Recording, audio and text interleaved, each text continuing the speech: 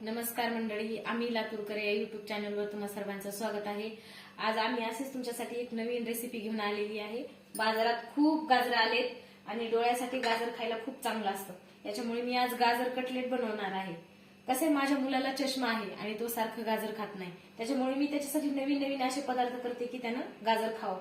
चला तर मग हे मी 1 वाटी पोहे घेतले, तर हे पोहे 10 मिनिटं चांगले भिजवून घ्यायचे।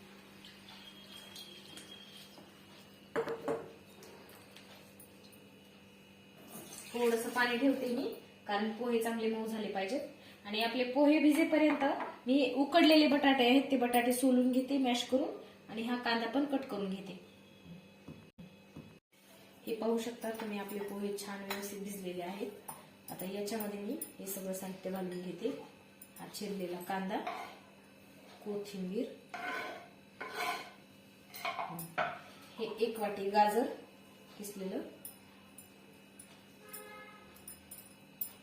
आणि याच्यामध्ये तुम्ही लसण आणि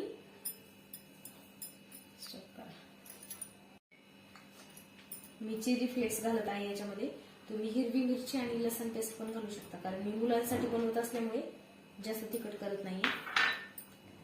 चवीपुरतं मीठ आणि हा गरम मसाला, 1 चमचा गरम मसाला।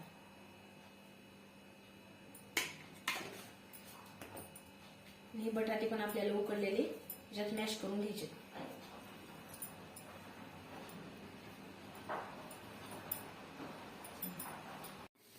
हे बघा, आपलं चांगलं मॅश झालेलं आहे। हे मिक्स करून घेतलेलं आहे व्यवस्थित। मुलांना कसं असं वेगवेगळे पदार्थ काही केले का मग मुलं खातात, भाज्याही पोटात जातात आणि खातात पण ते। गाजर डोळ्यासाठी खूप चांगलं असतं। असे ह्याचे छोटे छोटे कटलेट करून घ्यायचे आपल्याला।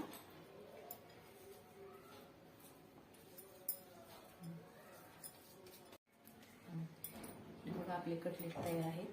तेल छान तापलेलं आहे।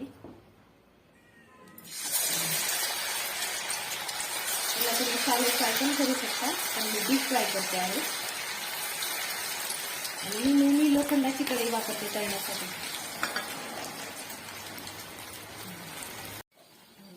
बघा, आपले मस्त कटलेट असे तळलेले आहेत, क्रिस्पी क्रिस्पी झालेले आहेत। रंग पण किती छान आले तुम्ही पाहू शकता। बघा, क्रिस्पी क्रिस्पी क्रंची क्रंची झालेले आहेत, ऑइली सुद्धा झालेले नाहीये जास्त, तुम्ही पाहू शकता। हे पाहू शकता तुम्ही, क्रंची आणि क्रिस्पी असे आपले गाजर कटलेट तयार आहेत। मी गार्निशिंग साठी सुद्धा गाजर वापरलेला आहे। असं वेगळं काही करून दिलं की मुलं आवर्जून खातात। सॉस आणि कटलेट गाजर।